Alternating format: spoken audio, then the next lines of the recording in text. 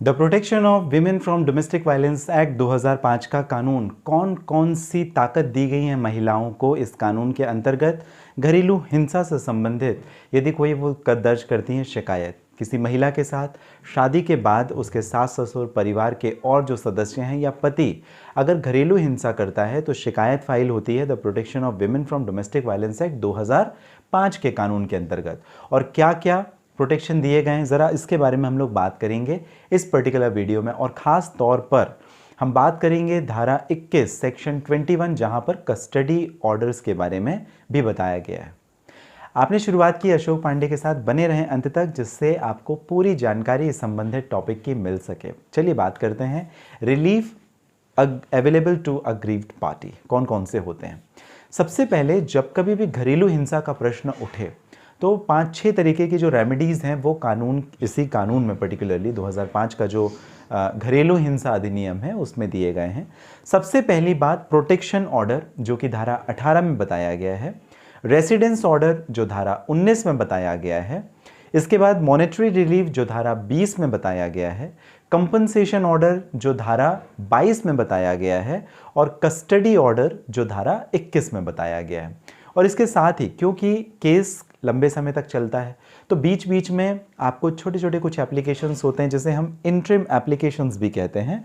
तो interim application या x party order भी कोर्ट दे सकती है जो कि धारा 23 में बताया गया। ज़रा डिस्क्राइब कर देता हूँ क्या होता है प्रोटेक्शन ऑर्डर। मान लीजिए फॉर एग्जाम्पल मैं पति हूँ, मैं अपनी पत्नी के साथ मारपीट करता हूँ। प्रोटेक्शन ऑर्डर की एप्लीकेशन मेरी पत्नी मेरे खिलाफ कोर्ट में देगी और सेक्शन 18 के अंतर्गत कोर्ट को पावर है, मैजिस्ट्रेट कोर्ट को पावर है या बड़े शहरों में मेट्रोपॉलिटन मैजिस्ट्रेट कोर्ट को पावर है कि वो प्रोटेक्शन ऑर्डर दे सकें। अब प्रोटेक्शन ऑर्डर में क्या हो सकेगा, कोर्ट मुझे रिस्ट्रेन करेगी, मुझे रोकेगी कि मैं अपनी पत्नी के साथ फर्दर आगे कोई मारपीट ना कर सकूं। दूसरा रेसिडेंशियल ऑर्डर। अब मान लीजिए कि मैं मारपीट पत्नी के साथ में करता हूं और इतनी ज़्यादा मारपीट करता हूं कि मेरी पत्नी अब मेरे साथ रह नहीं सकती, मैं शराब पीता हूं, मैं बहुत ज़्यादा एक अग्रेसिव बिहेवियर का व्यक्ति हूँ जो अपनी पत्नी को कभी भी किसी भी तरीके से हार्म पहुँचा सकता है। तो इस कंडीशन में कोर्ट के पास सेक्शन 19 में स्पेशल पावर्स हैं कि वो रेसिडेंशियल ऑर्डर्स भी ग्रांट कर सकती है। रेसिडेंशियल ऑर्डर का मतलब रहने के लिए किसी दूसरे घर की व्यवस्था करना या किसी रेंटेड प्रमाइस की व्यवस्था करना और उसका हर्जाना किसे देना पड़ेगा, मेंटेनेंस किसे देना पड़ेगा, रख रखाव और बाकी सब भरण पोषण की राशि किसे देनी पड़ेगी, एज ऑब्वियस पति या जिन्होंने डोमेस्टिक वायलेंस कॉज किया है। तो धारा 19 में ये बताया गया है। रेसिडेंशियल ऑर्डर का मतलब ये नहीं कि अलग व्यवस्था ही कोर्ट करे, ऐसा नहीं है। आप अगर महिला हैं, आपने अगर शिकायत दर्ज की है डीवी एक्ट में 2005 के कानून के अंतर्गत, तो जो रेसिडेंशियल ऑर्डर है वो एक ही घर में आपकी दूसरी एक अरेंजमेंट या सब्सटीट्यूट अरेंजमेंट्स भी कोर्ट कर सकती है। मतलब घर नहीं बदलेगा, केवल आपका जो जगह है वो कोर्ट ऐसी कुछ व्यवस्था करेगी जहां पर आपके रेसिडेंशियल ऑर्डर सेक्शन 19 में कवर हो जाएं। अब क्योंकि दोनों के बीच में तनाव चल रहा है, लड़ाई झगड़ा चल रहा है, लेकिन घर खर्च और बाकी जो खर्च हैं वो तो लगे रहेंगे, तो रेसिडेंशियल ऑर्डर भी कोर्ट ग्रांट करती है जो कि रेसिडेंशियल ऑर्डर के बाद मॉनेटरी रिलीफ भी ग्रांट करती है जो कि सेक्शन 20 में देती है। मॉनेटरी रिलीफ का मतलब होता है पैसों से संबंधित। जी हाँ, हर महीने के जो खर्च हैं, आप इसे मेंटेनेंस भी समझ सकते हैं, भरण पोषण भी समझ सकते हैं। हर महीने के जो खर्च हैं वो महिला के खर्च और महिला के साथ रह रहे यदि बच्चे हैं तो बच्चों के भी खर्च इंक्लूड होते हैं, जिसमें पढ़ाई के और बाकी सारे खर्च, और महिला के जो रोज़ के खर्चे हैं वो प्लस एडिशनल जो और भी उनकी कॉस्टिंग आती है वो हर एक का इनकम अर्निंग और बाकी सब चीज़ें जो फैमिली स्टेटस है उसके ऊपर डिपेंड करता है।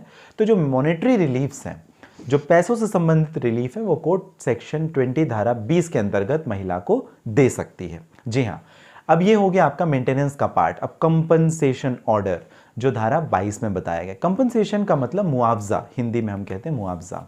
और कंपनसेशन तब अवार्ड किया जाता है जब महिला जिसके साथ मारपीट हुई, घरेलू हिंसा हुई, उसकी तो कोई गलती नहीं है, तो जो गलती करने वाला है वो कंपनसेट करेगा, वो उसका मुआवजा भरेगा और वो मुआवजा कोर्ट डिसाइड करेगी कि ये कंपनसेशन कितना हो सकता है। मान लीजिए शादी में महिला के 10 लाख रुपए खर्च हुए थे, हो सकता है कोर्ट 10 से 15 लाख रुपए के बीच का कुछ कंपनसेशन अवार्ड पास कर दे और ये जो कंपनसेशन ऑर्डर है कोर्ट पास करेगी धारा 22 के अंतर्गत। अब ज़रूरी है कस्टडी ऑर्डर्स। अब अगर बच्चे हैं तो बच्चे पिता के साथ नहीं रहेंगे, बच्चे माँ के साथ में रहेंगे, क्योंकि पिता अगर मेरी तरह है, वो शराब पीता है, अपनी पत्नी के साथ मारपीट करता है, वायलेंस करता है, बच्चों के साथ भी मारपीट करता है, तो फिर बात कैसे बनेगी। तो इस हिसाब से जो कस्टडी ऑर्डर्स हैं, बच्चे किसके साथ में रहेंगे, कैसे रहेंगे, उनकी क्या रेजिडेंशियल और मॉनेटरी रिलीफ्स रहेंगी, वो कोर्ट धारा 21 में डिसाइड करेगा। जी हाँ, और जो कस्टडी के ऑर्डर हैं, माँ के पास रहना, कैसे रहना, उसका भरपाई कैसे होगी, मेंटेनेंस कैसे होगा, ये सब कोर्ट डिसाइड कर सकती है धारा 21 के अंतर्गत। अब इंटरिम रिलीफ्स, बहुत सारी जो एप्लीकेशंस होती हैं, मान लीजिए बच्चे से संबंधित, एजुकेशन से संबंधित, या जो मैंने आपको ऊपर बताया protection order, residential order, monetary relief, compensation, तो ये सारी चीज़ जो इंटरिम एप्लीकेशंस है वो धारा 23 के अंतर्गत कोर्ट डिसाइड करती है और एक्स पार्टी ऑर्डर भी डिसाइड करती है। जो भी विमेन है, अगर डोमेस्टिक वायलेंस एक्ट उसके साथ में हुआ है तो वो टेम्परेरी कोर्ट से परमिशन ले सकती है कि बच्चे उसके साथ में रहें। कहां पर, धारा 21 के अंतर्गत। और साथ ही साथ वो महिला ये भी प्रिवेंशन ले सकती है कि जब तक बच्चे उसके साथ में रह रहे हैं तो जो हस्बैंड है या जिन्होंने डोमेस्टिक वायलेंस कॉज किया था, जो रिश्तेदार हैं, वो महिला और बच्चों के साथ में किसी अन्य प्रकार का इमोशनल या ब्लैकमेलिंग या शारीरिक तौर पर परेशान ना करें। ये भी ऑर्डर कोर्ट से ले सकती है। अभी जो ऑर्डर होगा वो टेम्परेरी इन नेचर होता है। टेम्परेरी का मतलब कुछ समय के लिए होगा, और जब फाइनल आउटकम पिटीशन का आएगा, जो आपने कंप्लेन एप्लीकेशन दी है डीवी एक्ट में, उसका जब आउटकम आएगा तो कोर्ट बाकी सारी चीज़ों को भी डिसाइड करेगी कि गार्डियनशिप जो बच्चे की है परमानेंटली वो किसके साथ में जाएगी, एग्जिस्टिंग जो लॉज हैं उनको ध्यान में रखते हुए। लेकिन मोटा मोटी यदि हम लोग समझें कि कौन कौन से तरीके हैं जहां पर महिला जा सकती है, तो प्रोटेक्शन ऑर्डर धारा 18 में, रेसिडेंस ऑर्डर धारा 19 में, सेक्शन 19 में, मॉनेटरी रिलीफ सेक्शन 20 में, कंपनसेशन ऑर्डर सेक्शन 22 में, कस्टडी ऑर्डर सेक्शन 21 और interim x party order section 23, जो अपना रिलीफ अवेलेबल है अग्रीव पार्टी को, जो प्रभावित पार्टी है, जो महिला होती है इन जनरल, तो उसके पास में ये सारे रिलीफ्स अवेलेबल होते हैं। कस्टडी ऑर्डर को भी हमने थोड़ा सा एलिब्रेट करके समझने की कोशिश की। आपको ये जानकारी कैसी लगी मुझे ज़रूर कमेंट बॉक्स में मेंशन कीजिएगा। अगर नए हैं, नए जुड़े हैं ऑनलाइन लीगल एडवाइस के साथ में, तो सब्सक्राइब करना बिल्कुल भी ना भूलें। आप ज्वाइन भी कर सकते हैं। साथ ही साथ किसी परेशानी के लिए यदि आप करना चाहते हैं बात, तो आप बिल्कुल कर सकते हैं। इस वीडियो के डिस्क्रिप्शन में लिंक है जहाँ से आप अपॉइंटमेंट बुक करके डायरेक्टली बात कर सकते हैं। आपने जो कीमती और महत्वपूर्ण समय मुझे दिया, यानी अशोक पांडे को, आप सभी का बहुत धन्यवाद। मिलते हैं अगले वीडियो में।